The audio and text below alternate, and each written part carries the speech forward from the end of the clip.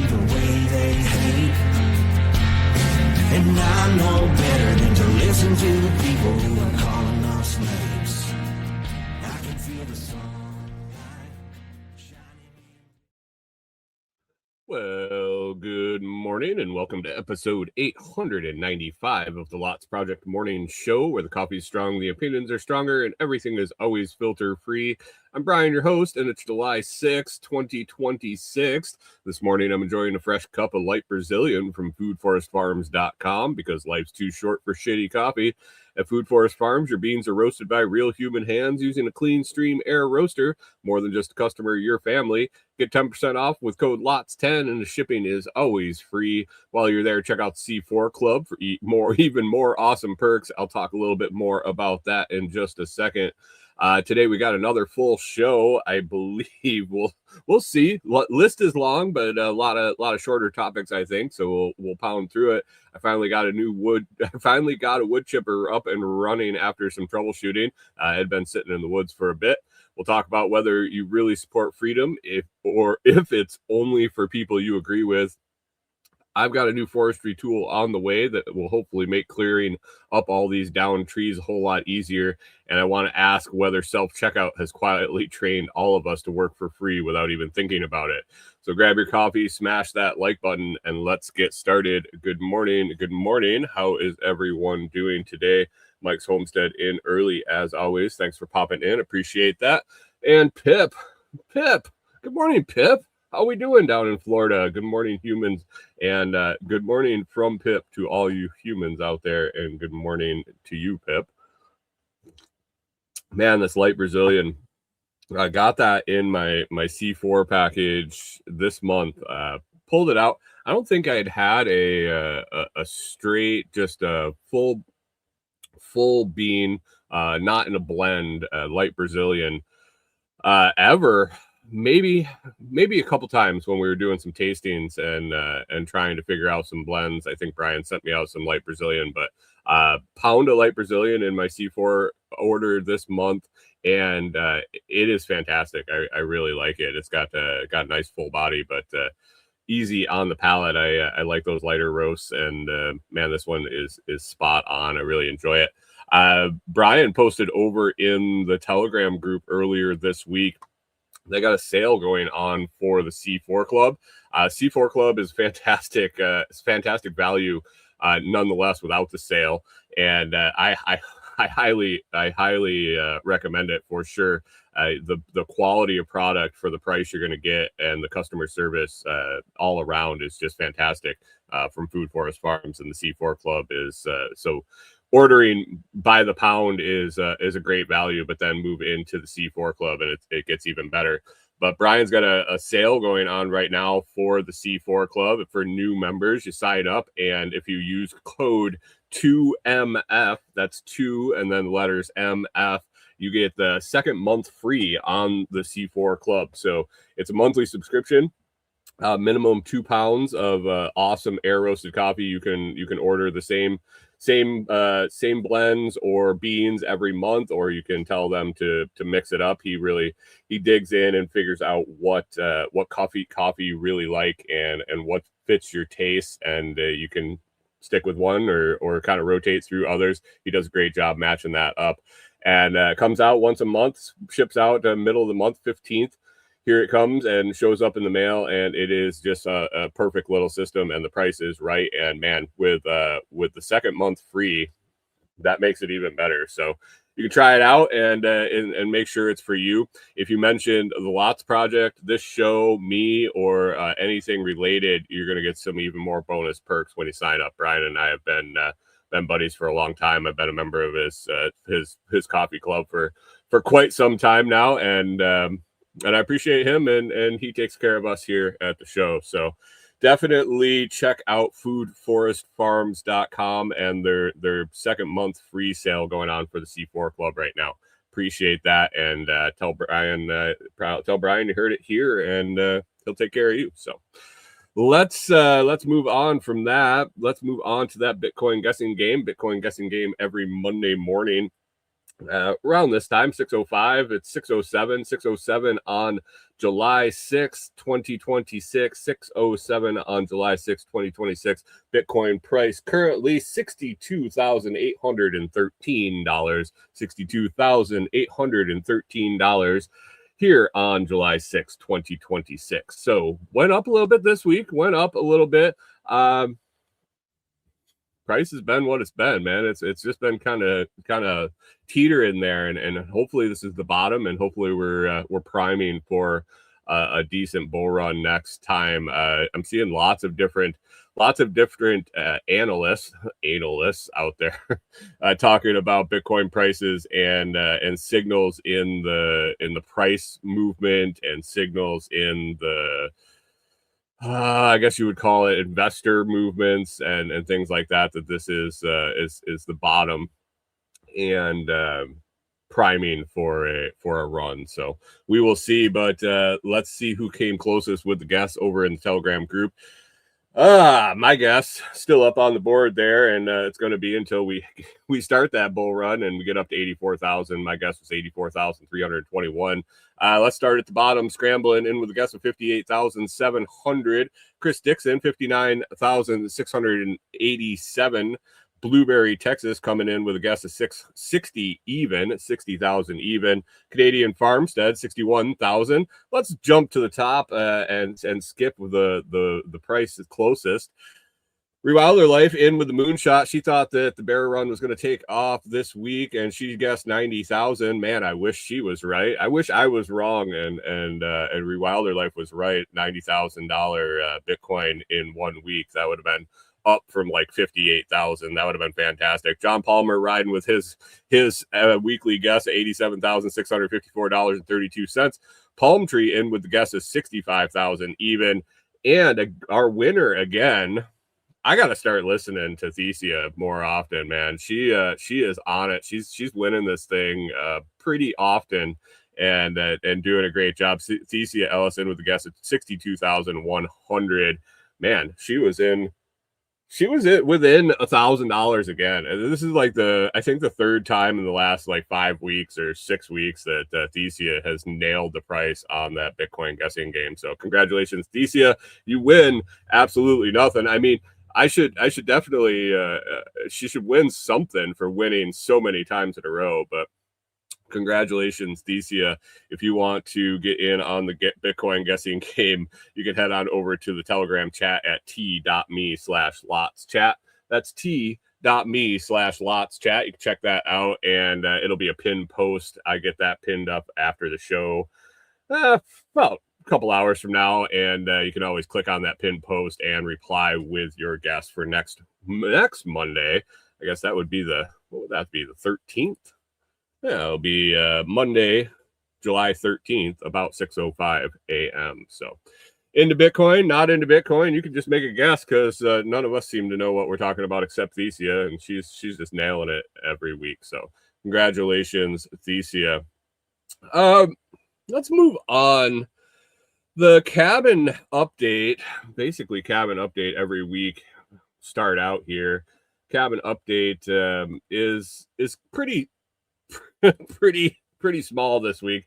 Didn't get a whole lot done. It has been absolutely a scorcher here in Tennessee for probably going on 2 or 3 weeks now. This past week was man, the temps were in the upper 90s. I don't know if we hit 100. I don't know if we hit 100 this past week, but there was definitely some 97, 98, 99s. Feels like temperature has been super humid, so feels like temperature has been up pushing the 120s, definitely high teens consistently. So doing a whole lot of physical labor out working at the cabin, it has been tough. And Corey was off this past week, and I talked earlier in the show a couple weeks ago about our hesitation to leave the dogs in the camper when we get this hot weather, with electricity spikes or usage spikes with air conditioners in the area. Random severe storms. I mean, we just get random pop-up storms for the next I mean, I think it's on the forecast for the next month or so. Just random pop-up storms that bring in pretty high winds and lightning that can knock out our power pretty quickly. Good morning, Canadian Farmstead. Thanks for popping in. It can knock out the power pretty quickly. The power infrastructure in this area isn't very good. That's why we're really excited to get out to the cabin and get completely on our own grid with our solar and backup generators and stuff. But the problem at the camper is if the power goes out, our air conditioner, we have the old school top of the roof air conditioner that's just a energy hog. And if the power goes out, our batteries will only sustain that thing for, I don't know, half hour, 45 minutes. And we really wouldn't know that the power was out. So with the heat outside, with the sun and the dogs inside, it's the whole time we're gone, we're thinking, is the power out? Are they okay? Because without the air, I think it'd be pretty hot in here and they wouldn't be doing too good by the time we got back. So we kind of have to play that game right now. So one of us gets to go out. So Corey got some stuff taken care of around here. I hung out with her on her time off. I like to spend time with her, whether we're being productive at the cabin or whatever. We went to town a couple times. We did some different stuff, but we didn't get a whole lot done on the cabin. So at this point, like I mentioned last week, we're kind of dependent on the weather, the temperature for the adhesive we're using to stick down the flooring. So I've shifted focus to clearing the solar field. I started that. I talked about last week that I got some trees down, got them limbed up using that 20-volt DeWalt. This week we're going to be ordering the vinyl. I think I'm going to do that actually later today. And the plan is to get it on site, get it moved in, let it acclimate, and lay it down, get it cut to size, and then just kind of let it dry fit until the temps come down and kind of move on with the project. And once the temps come down, we'll stick it down. But yeah, anyway, moving along on the solar field. Good morning, Chris Dixon. Thanks for popping in. Moving along on that solar field, got out there, have some huge brush piles that I was making from limbing these up. And I have more, probably another dozen at least trees to drop to clear that solar field out. So I'm going to have even more brush. And so I was thinking about how to get rid of the brush. And good morning, Hunter. Thanks for popping in. We really don't want to have a big brush fire out there. I mean, I could probably deal with it. Corey is very, very fire conscious, which is probably a good thing that we're together. But with no pressurized running water, we don't really want to light a big pile of brush on fire out there. We want to dispose of it in other ways. I would like to make biochar out of it, but I've really come to the conclusion that would as the piles were getting bigger, that process would take forever to run it through the biochar retort I want. And I understand that there's other ways to do it.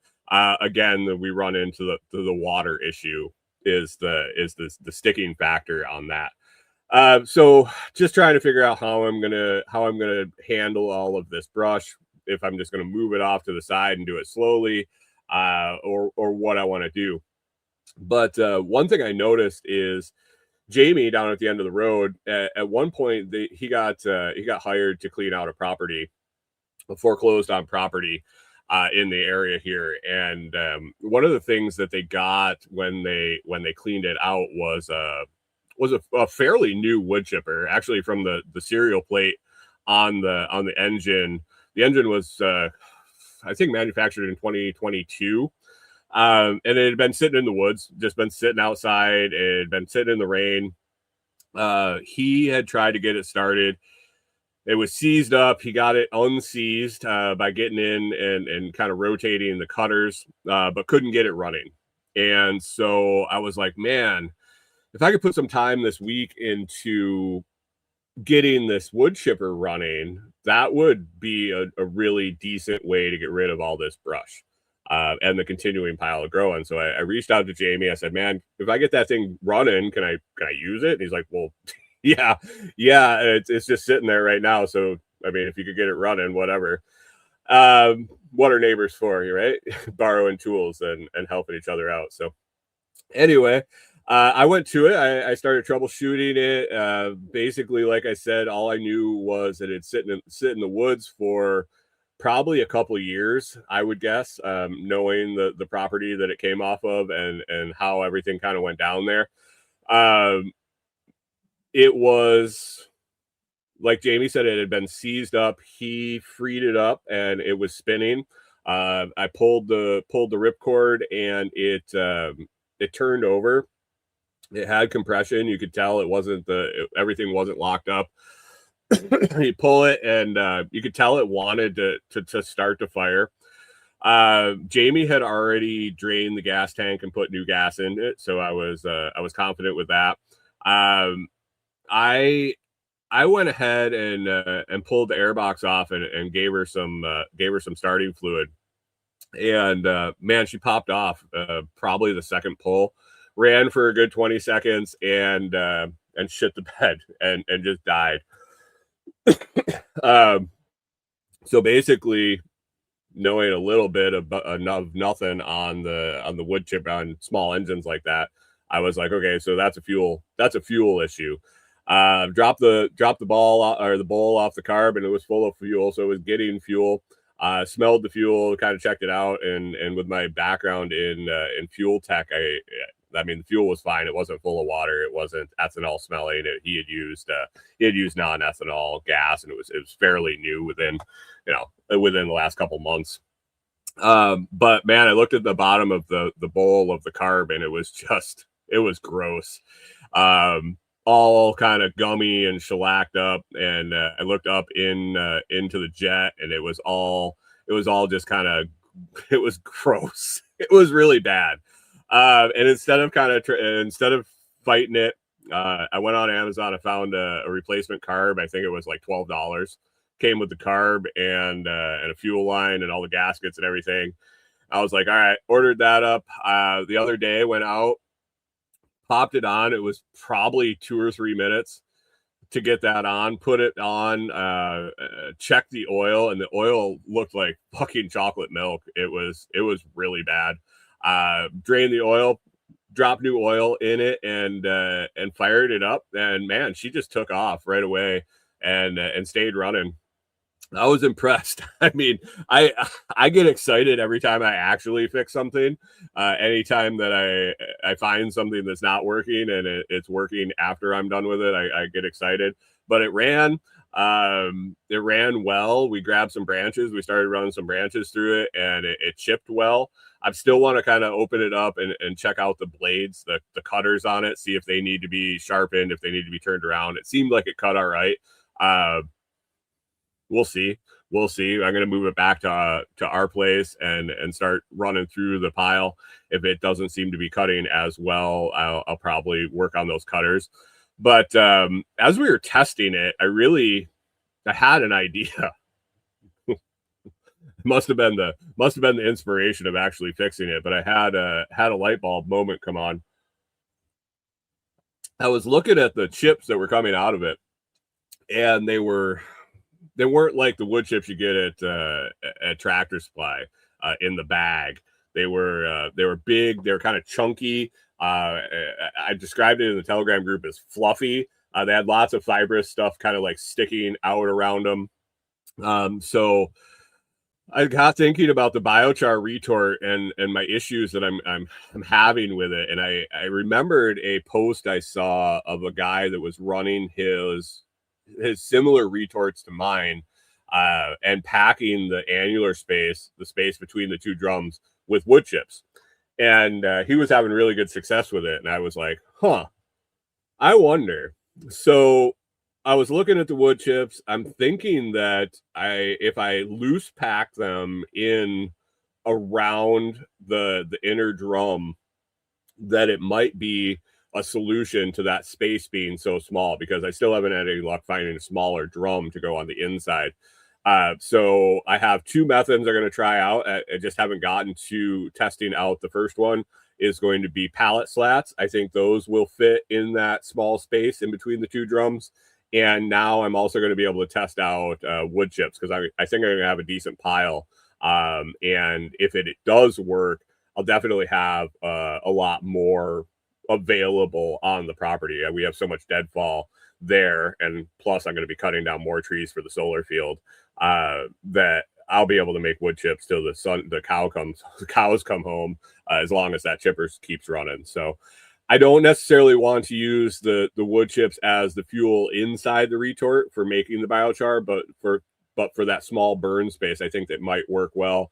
My only fear is they're gonna pack down inside and restrict the airflow to fuel the fire. So we'll see. I gotta get the thing moved back there. It's pretty heavy. I got to get it back up into the back of the truck and move it back there, and then run some of this brush through it and see what kind of pile I get. I know that the pile of wood chips will be significantly small compared to the pile of brush, but man, I got like 4 right now that are probably 8 foot tall and 10 foot long of solid brush to get through. So that's exciting. That's one tool that's going to help get that stuff cleaned up and get us moving forward, get the area clean to get the solar panels installed. Another tool that is going to help with that, I ordered up this week. It's something I've been looking at for, oh man, I think probably a year or more now. I've been thinking about picking one of these up. The cost was kind of high. It was pushing $300, but it's a forestry tool. I don't know if you've heard of the company Logox, Logox. Maybe you have, maybe you haven't. If you're cutting down trees, if you're working on stuff like that, it is definitely a bigger brand name. Not quite up there with Steel and Husqvarna, but for forestry tools.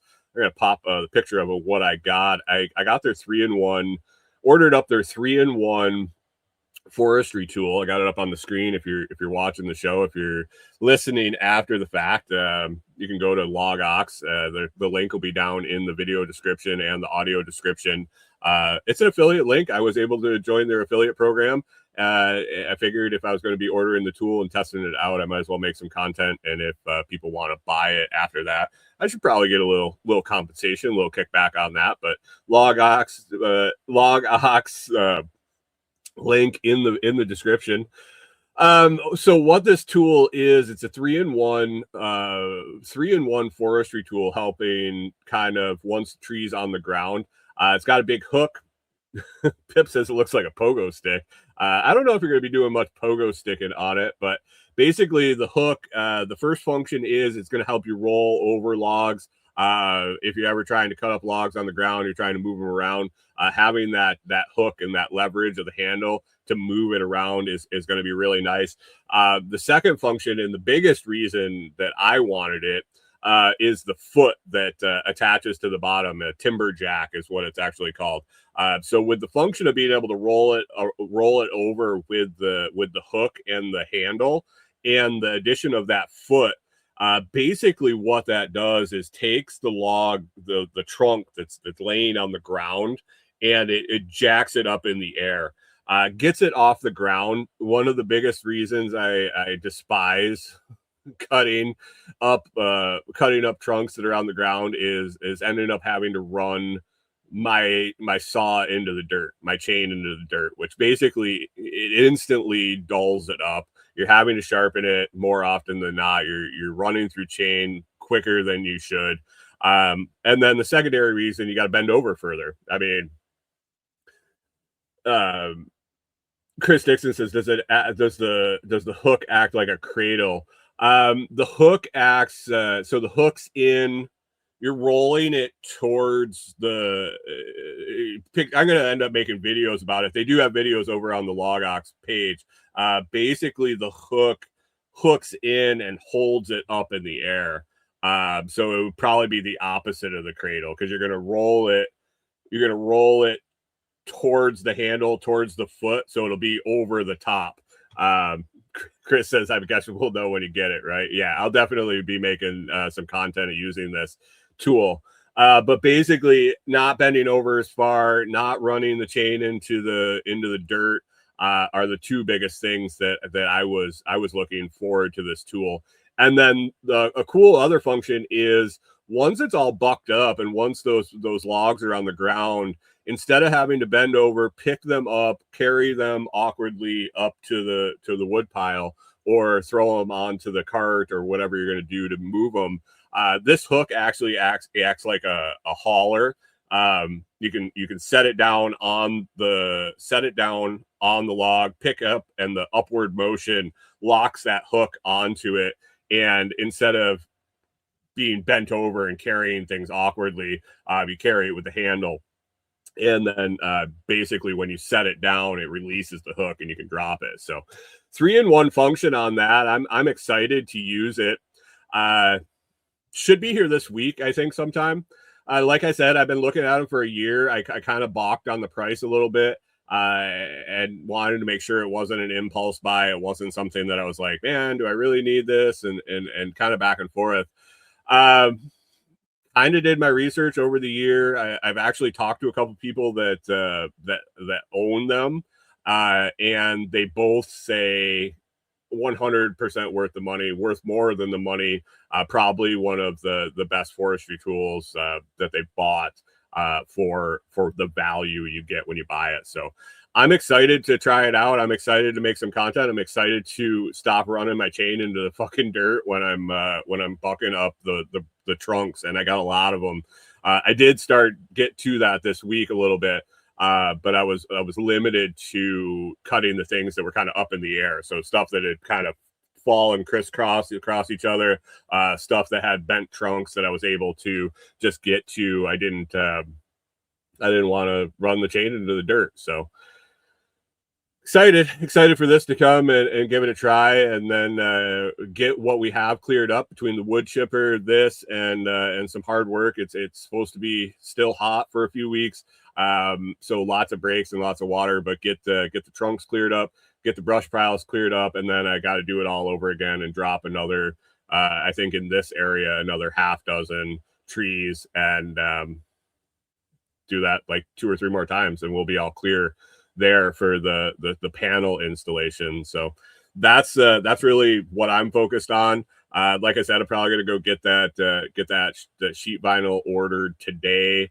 Later this week, I'll go pick that up and coming up with a plan for moving that from the trailer into the cabin. That's kind of already in the works. So hopefully that goes smooth. And yeah, once it's here, we'll just get it rolled out, we'll get a dry fit, and move on from there. And we'll see what the next project and the interior of the cabin will be. But my time right now is rolling on the outside. So excited about that. Let me see what else here on the list real quick. Next on the list, I just wanted to do an update on another product that I got for the property, those Echo radios. Remember a few weeks ago I got it. I started testing them out. So good and bad, I guess. They take forever to come in. So if you're looking to order them for an event, or if you need them on a deadline, you're going to want to order them sooner rather than later. They do come on a slow boat from China for sure. And they do take a day or so that they do the programming on the radios that you order. But I'll tell you, when they showed up, turned them on, and the 2 that we ordered, they were already matched up. They were already put in a group together. Basically, turned the power on and pressed the button, and it was ready to go. They work as advertised that we needed. They work on 4G networks, and really any little bit of cell phone signal that you have, they pick it up. Out at the property, I have basically zero service, maybe one little tiny bar of cell phone service, and we're on Verizon. some other people that have come out that have AT&T have better service. Some people can actually use their phones. I cannot. So I took the radio out. It's got almost full 4G coverage out there. Corey had the radio back at the camper. We communicate just fine. It's nice and clear. It works great. We have barely any Verizon signal here at the camper, and it gets full coverage here. So it's working for that. Very, very happy with that. Happy to have comms back and forth for safety reasons, for just getting in touch if we need anything when one of us is leaving. If one of us needs to come home, if I need to come home because something happens with the power or something like that, she can now get a hold of me instead of just randomly waiting for me to get home. So that's another positive. Easy to use. Basically, push the button, talk, let the button go, wait for the other person to talk again. Some things I'm not real crazy about, and this is just, I think, personal. I don't think it's a deal breaker by any means. The programming of the radio basically is done by them. They say on the website that they'll send you instructions for doing other programming. So the things that I was interested in doing on the radio was I wanted to change the name of each of the radios. I wanted to change the name of the group that we were in. I was hoping to make a new group and add radios that say if audience members or if we were having a work day or something like that, and people had the same type of radios, being able to add them to a new group. So those were the functions that I was hoping to be able to do myself. So I emailed the company, I talked to them, and they said, you can just send us information and we'll do it for you, which they will. And that's fine if that's what you want to do. And basically, I think if I was just ordering them, not to evaluate them, not to kind of dig in and do anything, I think that would have been fine with me. I would have just been like, hey, change this radio to this name and this to that name. But I asked them for the instructions. It was kind of a shit show trying to get them to give me the instructions. And when it came down to it, basically they give you a low level login to the back end of their system to manipulate your radio. Hunter asked about the battery. About 4 days,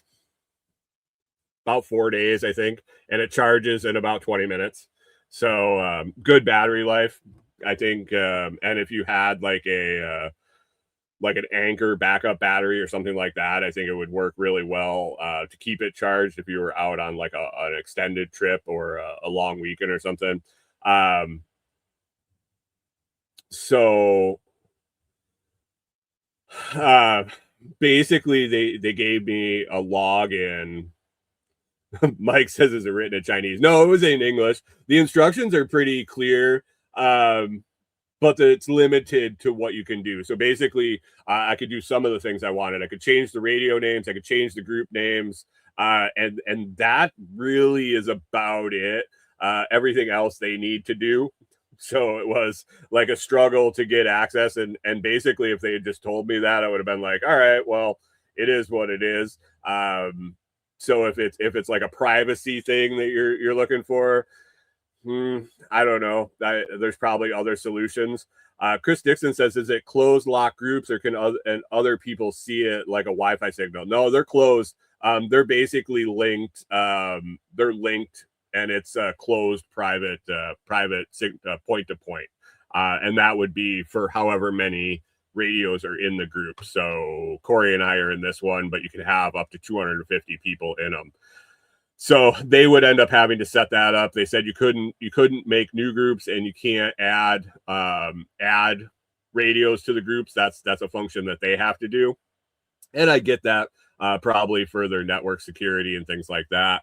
I could just be adding random radio numbers. Like the numbers were pretty, the radio identifier numbers are pretty, good morning, Martinson family, were pretty generic. let's say. I don't think that if I was intending to hack into people's groups, it would be hard to do.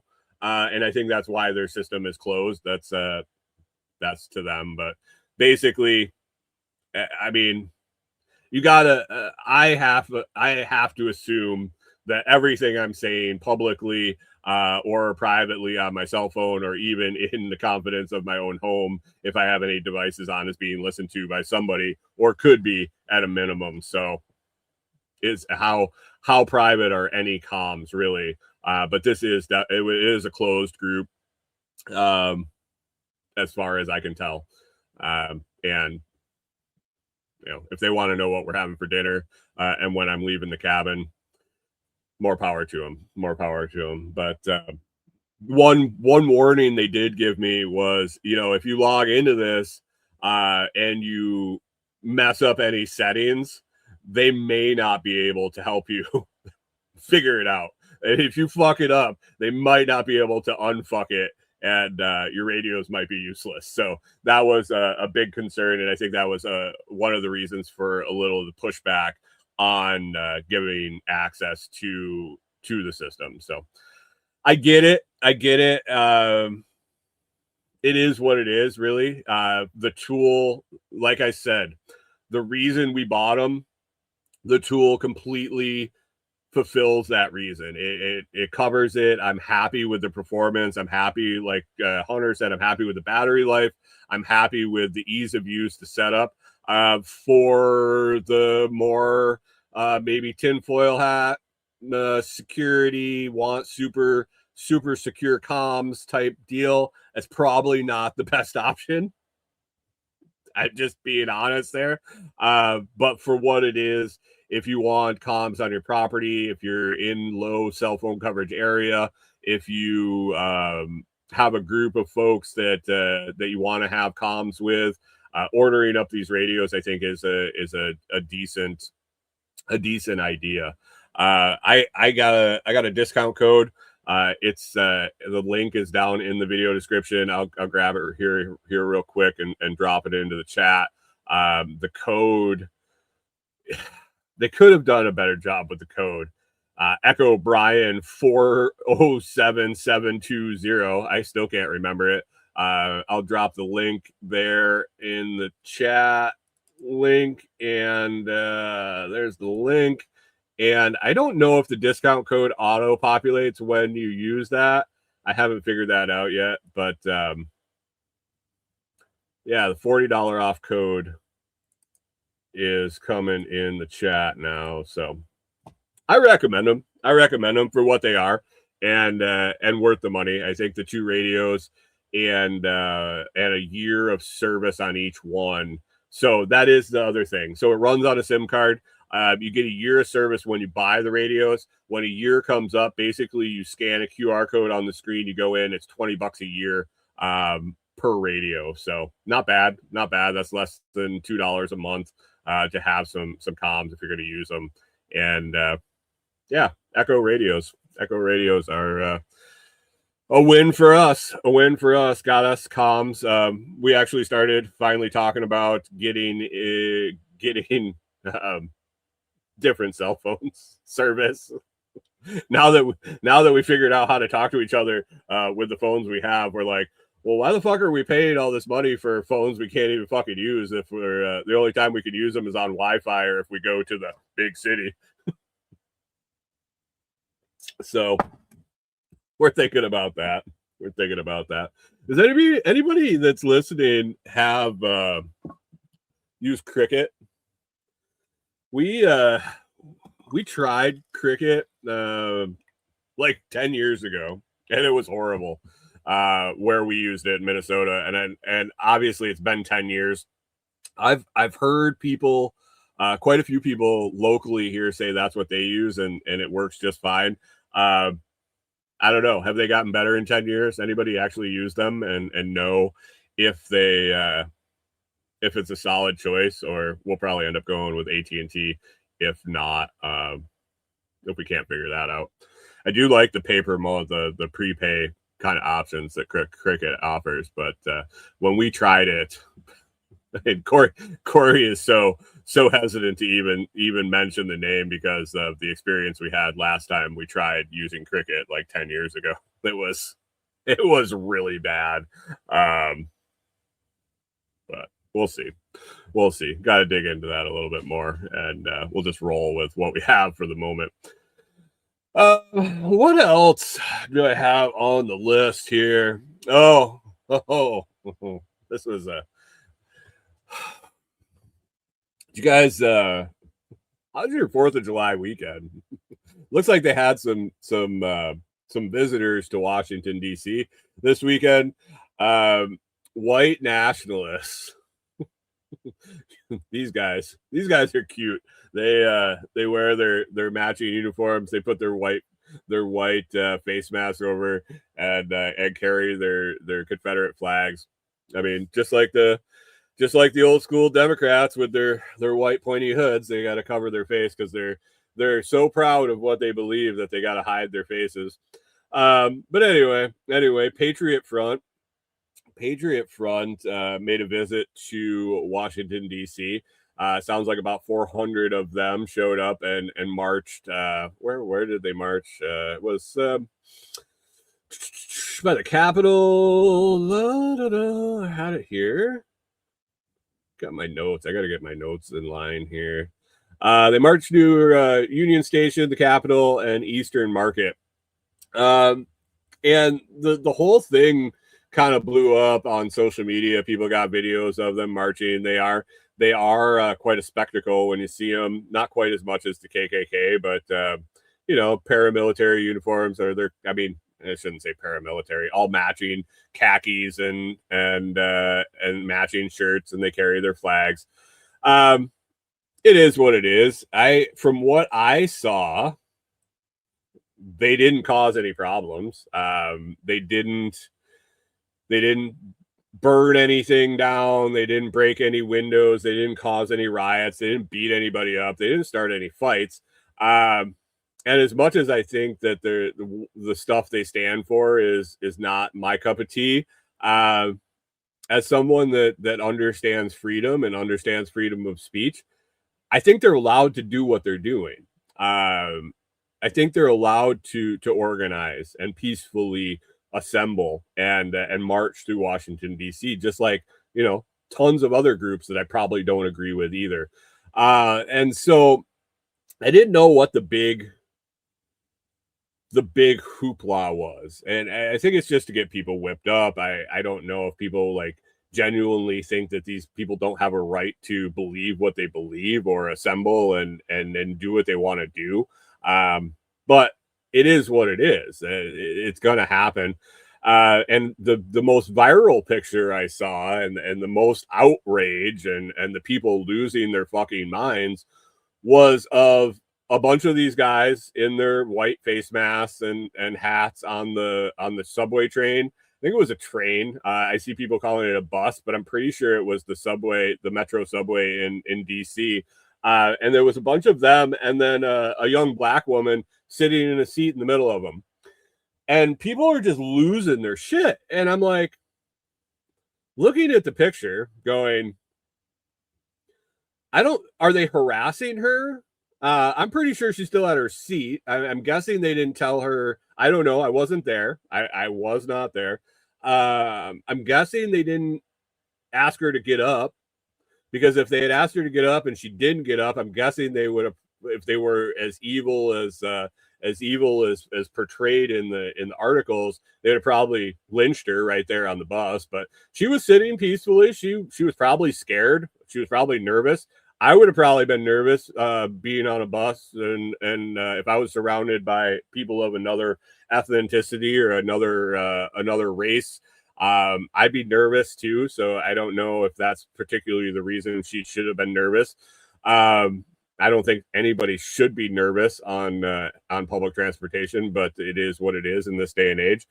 But it didn't look like they were bothering her at all.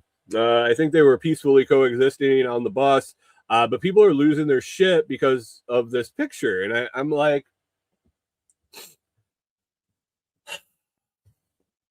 I don't know. If they didn't bother her, if they didn't harass her, if they left her alone, does it matter what they believe and what she believes? Maybe she hates white people. We don't know. Maybe they hate black people. Maybe she hates white people. I don't know. Maybe I don't know how everybody is making conclusions from the picture. And I definitely don't see anything that they were doing wrong. So, like I said, as much as I disagree with their philosophies, they had a right to be there. They had a right to ride the metro station. And like I said, if they didn't cause any problems, if they didn't cause any violence, if they didn't threaten anyone, and all they did was show up and march to bring awareness to their cause, I think we have to appreciate that. I not appreciate it, but let it happen and understand that they have the right to do that in this country as well as anybody else. So if you don't like it, get your group of people that don't like them together and go march peacefully in Washington and get on a bus, I guess, or a subway train. But I wasn't sure what the absolute outrage all across social media was about the girl on the train with them. A little bit, well, you guys know who Patriot Front is. I mean, if you've been on social media or watched the news at all in the last couple days, you've seen them with their white face masks.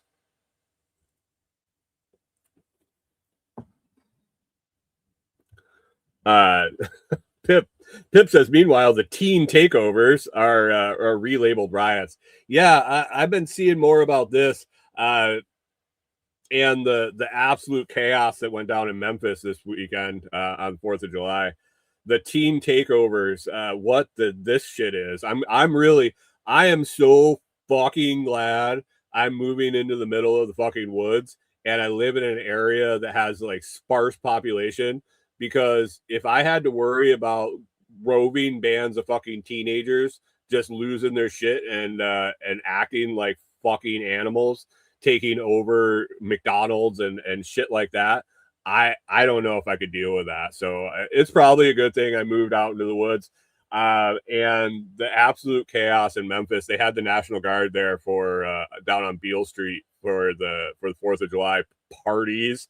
Man, just absolute chaos. People beating the shit out of each other and stuff. I'm just like, what the fuck is going on in the world today? And Chris Dixon says everything online is rage bait these days. It's absolute ridiculousness. Yeah, I teeter very often on just going dark, just shutting it all off.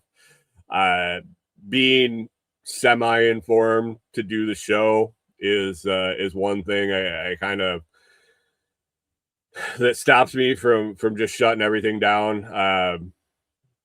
If I was to shut down the podcast, and I would probably take a big long break from social media, just kind of delete it all.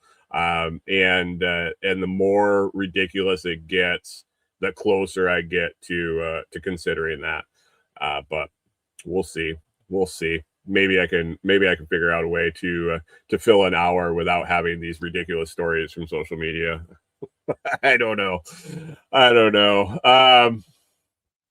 But yeah, the world's fucking cracking up, and I'm glad I'm kind of checking out and moving away from all of it, and we'll see how that goes. Another ridiculous thing that Corey and I actually saw in person this weekend that makes me shake my head. Yesterday morning, we went and got groceries.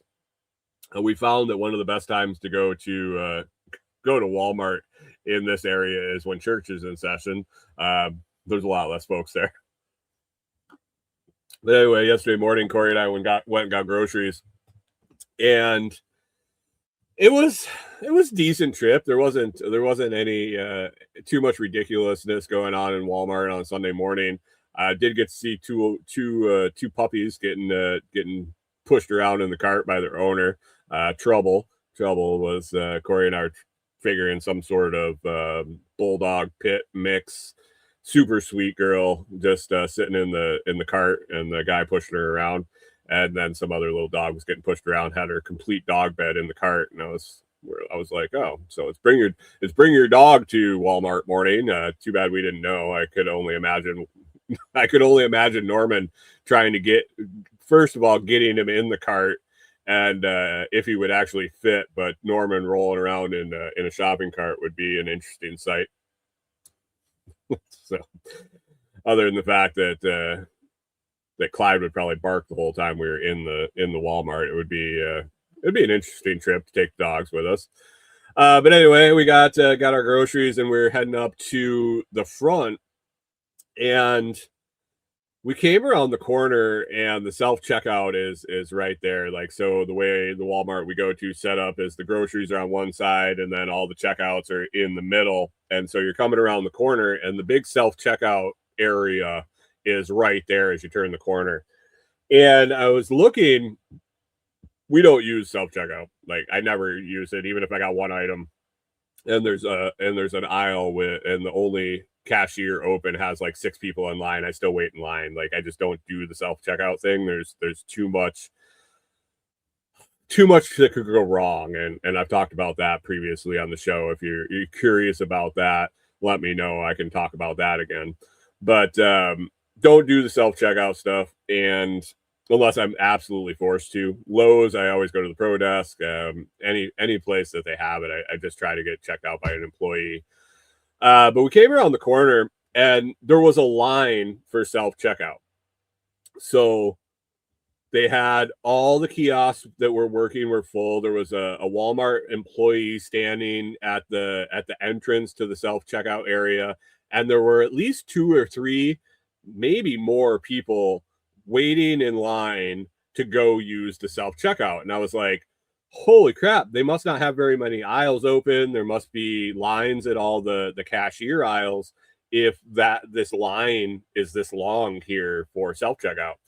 And so Corey and I kind of looked down the aisle, and I'm looking, and there's like all the lights are on. Not all of them, but there were quite a few lights of the cashier manned aisles were on. And I'm like, huh.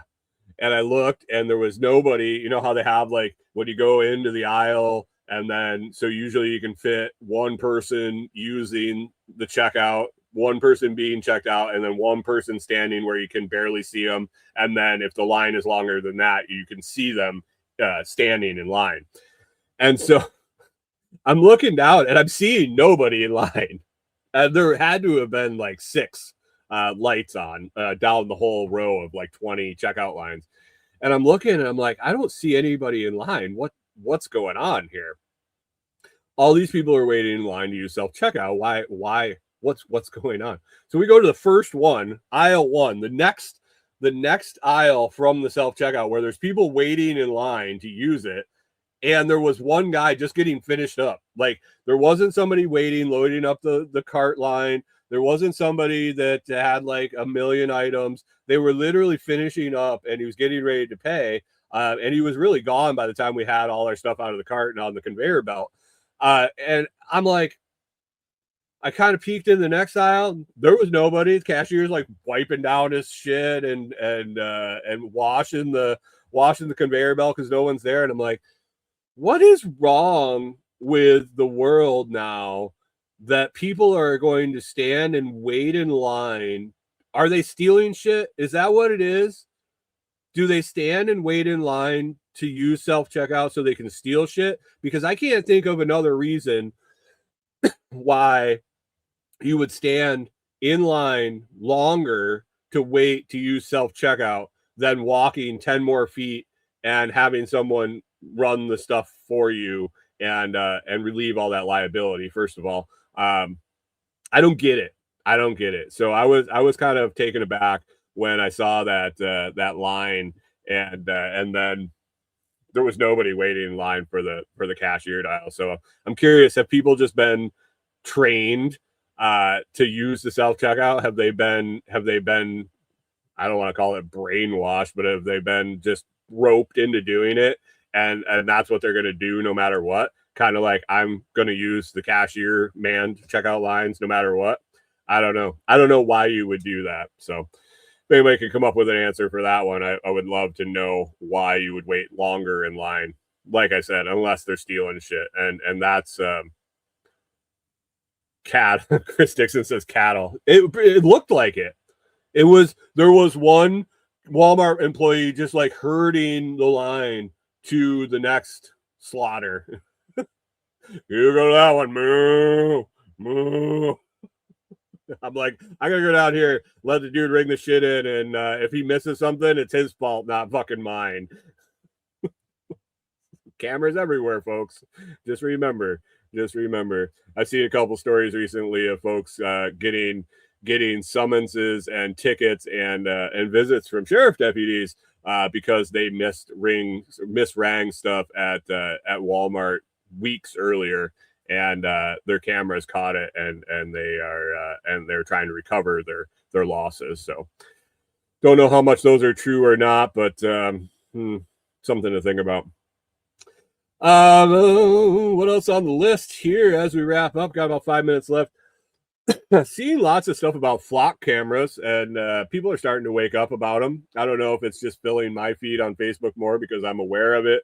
I talk about it. I interact with. I don't really interact with posts. I read the comments, which can be kind of humorous. But flock cameras, if you don't know what they are, the license plate reader cameras, and now moving into Bluetooth capability. I'm seeing more and more. Listener Fred, he told me that there's one that he drives by local to him that his Android Auto cuts out when they go by it, and that kind of goes right in line with what I've been reading. Is they're transitioning to Bluetooth scanning. So basically, if you have a device that will connect to Bluetooth or Wi-Fi locally to your device, as you go by that device, the flock camera, the additional, it's not Flock. So Flock is one private company. A different company is making the technology to scan for devices. We'll pick up the Wi-Fi and Bluetooth signals on your devices. So whether that be your vehicle that's equipped with, say, Android Auto, or Apple Play, or whatever is the system of your choice, or your phone, or who knows what other devices you have in your vehicle, it's picking those up and pinging those and tying those to your vehicle. So that's kind of fucking spooky. So time to turn off all the devices or leave them at home.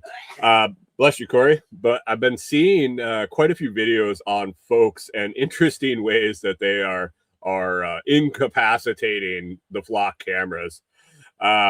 I don't know if any of them work, and I'm not curious enough to find out myself. I won't be testing any of these methods. I'll leave that to the younger folks that don't mind spending time in jail. But seeing some interesting things, folks accidentally running into them with their vehicles. Green lasers seem to be a popular urban myth, and I don't know if it works or not.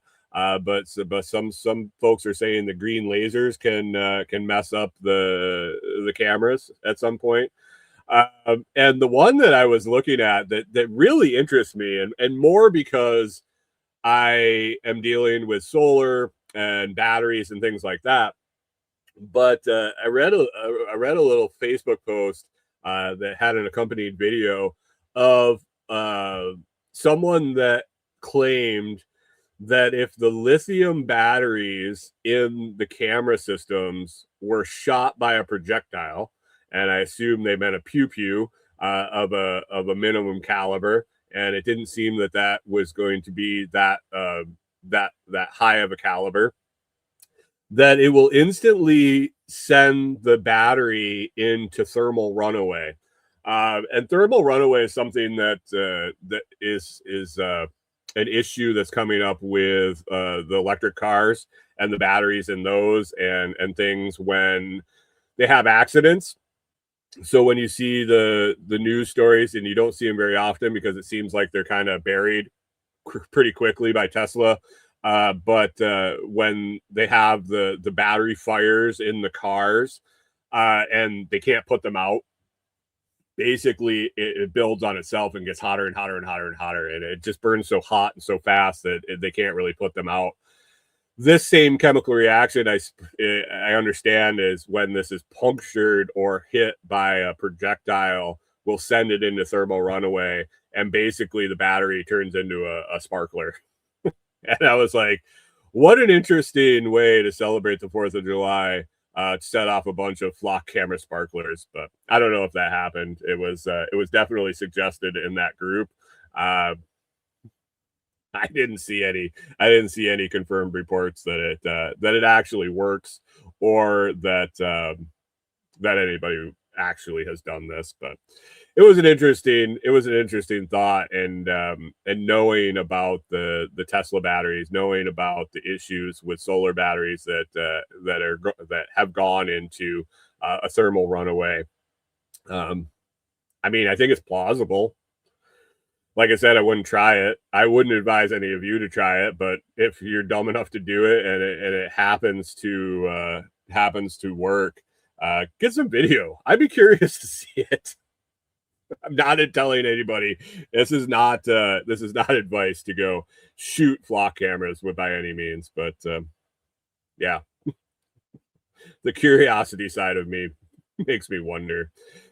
Other than that, guys, we're gonna wrap it up here. I got something that Corey and I started working on this weekend that I'm waiting on some more information that might be coming out later this week in the Telegram group, or we started talking about it the other day in the Telegram group, but actually kind of digging in a little bit more.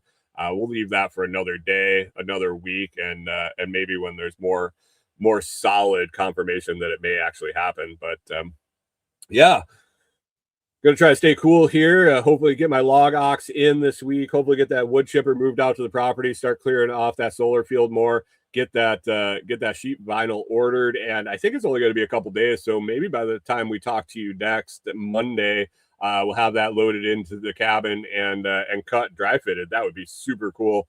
But gonna keep working on getting those solar panels out. I hope you guys have a fantastic week. Remember the C4 Club, get your second month free over at foodforestfarms.com. Use code 2, the number 2, letter MF, 2MF. Get that second month free and mention the Lots Project for even more bonus perks. Hope you guys have an awesome week, and we will catch up with you next Monday.